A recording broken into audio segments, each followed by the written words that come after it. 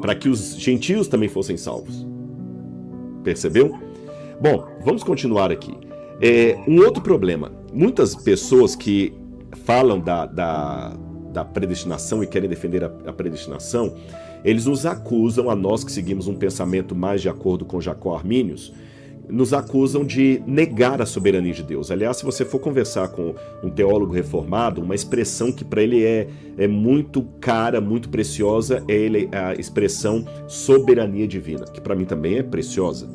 A diferença é que para ele a soberania divina é tão determinante que ela escolhe até quem vai se salvar, quem vai se perder. Para mim, não. A soberania divina, ela, por amor à humanidade, ela assume um ponto vulnerável. Ela pode ser rejeitada. A soberania de Deus é vulnerável, isso é absurdo. Isso chega a ser heresia. Jó vai dizer que os planos de Deus não podem ser frustrados. Não podem ser frustrados.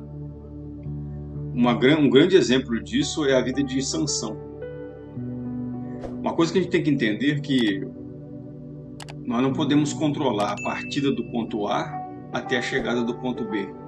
Mas o meio do caminho é responsabilidade nossa. E a vida de Sansão é um exemplo disso. Deus, quando ele nasce, Deus diz para a mãe dele, olha, este menino ele será cheio do Espírito Santo e ele vai libertar Israel. O plano de Deus não foi frustrado, mesmo com todo o pecado de Sansão, mesmo com ele desviar por todos os caminhos errados, tudo que foi falado para ele fazer, ele fez ao contrário, pagou um alto preço, mas o plano de Deus foi realizado. As duras penas, ele pagou um preço caro pela sua desobediência, mas o plano de Deus foi executado. Lembrando que, aquilo que eu falei no início, esse meu livre-arbítrio de aceitar ou rejeitar a salvação não significa uma licença para fazer qualquer coisa indistintamente. Eu só tenho duas escolhas. A Bíblia fala, hoje está o caminho que te proponho, o caminho da vida e o caminho da morte. Escolhe, pois, a vida para... Nós vamos estudar esse texto aí no final e você vai entender bem claro que esse texto que ele está citando aí está em Deuteronômio capítulo 30. Esse texto que está citando aí, como eu disse no começo, ele está falando de uma vida, mas não vida eterna, mas a salvação da vida da carne. É outra coisa, é outra história. Nós vamos falar isso no finalzinho. Ele vai voltar nesse assunto e nós vamos voltar com o texto no finalzinho. Não está falando de vida eterna, é a vida... Ali está falando de um contexto de guerra, onde Deus ia trazer muita morte, e Deus está chamando eles ao arrependimento para que essas mortes não acontecessem. Mas Israel, infelizmente, com dura serviu, não ouve a Deus. Que vivas. Esse texto bíblico, escolhe, pois, a vida para que vivas, para mim fica sendo uma mentira de Deus, se no final das contas... Não, porque não está falando de salvação, gente. Quem escolhe é Ele.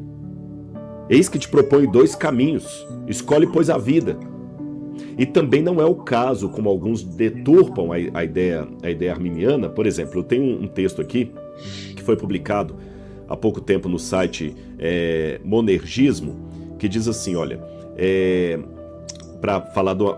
para muitos cristãos professos, pensam que tal visão é democrática ou... vou ler de novo. Ele está falando aqui da palavra escolher, uma das palavras gregas que Paulo usa ali, não é? É xelexato.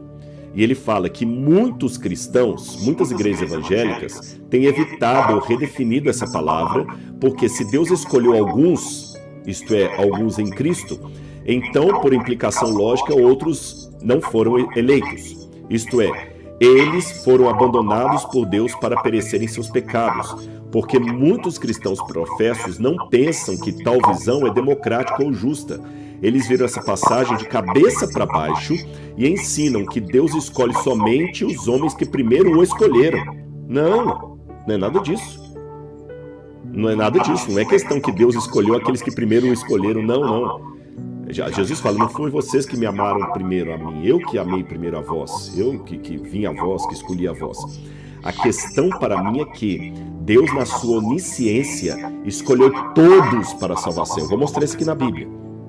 A vontade de Deus é que todos fossem salvos. Aí alguns vão falar assim, não, mentira sua. Você tem que pontuar a soberania de Deus. Se um homem se perde, mesmo crendo que Deus o salve, olha o que diz o argumento calvinista. Se um homem se perde, mesmo Deus querendo que ele fosse salvo, a vontade desse homem é soberana sobre a vontade de Deus. Isso é pecado, é heresia. Então, para enfatizar a soberania divina, eles dizem que é Deus que escolhe. Nunca pode ser um indivíduo. Mas é a pura verdade, é Deus que escolhe. E eu quero pegar esse gancho aqui para dizer que eu não sou arminiano, não sou calvinista. O meu mestre é Cristo, o meu mestre é Jesus. O meu guia de prática, de fé, de conduta é a palavra de Deus. Eu até leio alguns estudos de outros teólogos e tudo mais, né? Porque Paulo nos ensina que nós temos que examinar tudo e reter o que é bom. Mas o meu mestre é Jesus. Eu não sou arminiano nem calvinista, mas eu creio que a doutrina da eleição, né, da escolha de Deus, da soberania de Deus em escolher, de ter os seus escolhidos desde a fundação, isso é bíblico de capa a capa. Se a gente for aqui examinar todos os textos bíblicos, a gente fica aqui uns 2 dias falando só de texto bíblico que prova isso, né? Sem contar que Jesus diz que as minhas ovelhas me ouvem. Mas vamos continuar aqui, que senão ele vai ficar muito longo. Porém, como é que você ficaria com esses textos aqui? Veja bem o que diz 2 Pedro capítulo 3, versículo 9. O Senhor não retarda a sua promessa, ainda que a muitos a julguem demorada. Pelo contrário, ele é paciente para com vocês, não querendo que ninguém pereça, mas que todos cheguem ao arrependimento. Então agora eu faço uma pergunta para quem enfatiza tanto a soberania divina. A Bíblia fala que a soberania, que o desejo de Deus é que ninguém se perca, mas que todos cheguem ao arrependimento. Se mesmo o defensor da teologia de Calvino admite que muitos não vão se salvar, ele está admitindo, com base em 2 Pedro capítulo 3, versículo 9, que a vontade de Deus pode ser frustrada. Não. Eu queria que chegasse nesse texto aqui para a gente falar uma coisa que ele não vai tentar debater ali, porque é algo que realmente não tem como refutar. E eu vi o vídeo 2 vezes para perceber se ele em algum momento ele tentou refutar esse fato que muitos arminianos falam. Eu não sou arminiano, mas defendo essa tese a respeito do todos. Há uma discussão aí a respeito desse todos, que é muito claro entendermos que todos não é todo ser humano, né? Ele não vai ele vai bater nessa tecla aí de todos como se todos fosse todo ser humano da face da terra, mas não é. Olha o que Pedro diz aqui: o Senhor não se tarda a cumprir a sua promessa, como julga alguns. Pelo contrário, ele é extremamente paciente para convosco e não quer que ninguém pereça.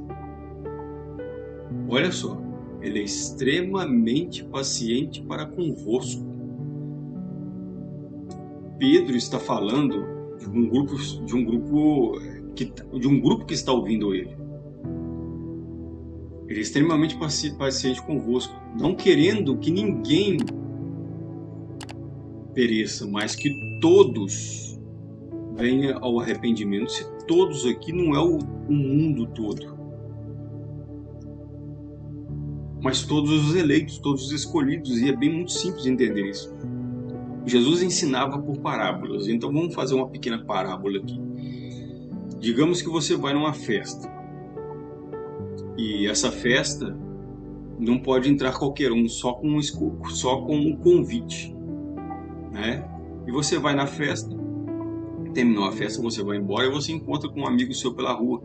E esse amigo te pergunta a respeito dessa festa. Interessante que depois ele vai falar da festa do rei. Mas vamos continuar com o raciocínio. Esse amigo te pergunta a respeito da festa. Aí na conversa ele pega e diz assim: e tinha muita gente na festa? Aí você responde assim, foram todos. E aí? É todos? A humanidade inteira foi na festa? Não, foram todos que receberam o convite foram. Ou então você poderia dizer assim, todo mundo foi. Quer dizer que o mundo inteiro estava lá dentro da festa? Não, de forma nenhuma. Esse todos aqui, né, não é todo mundo. Da mesma forma, quando em João 3,16 que diz quando Deus amou o mundo, não está falando da humanidade, Deus amou a sua criação. Quando você busca no original lá, Deus amou toda a sua criação. É porque não é só o homem que vai ser salvo, mas os animais serão transformados, a terra será transformada, até o céu será transformado. Isaías diz que o céu será destruído, será arrolado. Por isso que em Apocalipse diz que haverá novos céus e nova terra. Paulo vai dizer que a natureza, né, a criação, ela não vê a hora dos eleitos serem chamados, porque sabe que quando eles forem chamados, Deus vai fazer a obra de transformação. Então a natureza, a criação geme pela redenção. Então é bem claro em dizer, é muito claro isso, que toda vez que a Bíblia fala todos deveriam ter conhecimento da verdade, e Pedro aqui estava falando para um grupo, ele diz assim, olha, pelo contrário, ele é paciente, né? Ele é extremamente paciente para convosco. Ele estava falando com um grupo ali, não estava falando com o mundo inteiro. E não quer que ninguém pereça, mas que todos tenham conhecimento, né? Que chegue ao arrependimento. Amém? Peço a vocês, irmãos, que escrevam nos comentários, e se você tem alguma dúvida a respeito disso, deixe nos comentários para a gente poder examinar e estudar junto. Amém? A soberania de Deus pode ser frustrada. Porque se a soberania de Deus fosse uma imposição... Nossa, a soberania de Deus pode ser frustrada, a vontade de Deus pode ser frustrada. Então vou ter que rasgar eu acho que é J38. Os planos de Deus não podem ser frustrados. Ora bolas. Desculpa, eu não tenho nada contra o Rodrigo Silva, eu acho ele excelente profissional, arqueólogo, mas em doutrina bíblica ele peca muito.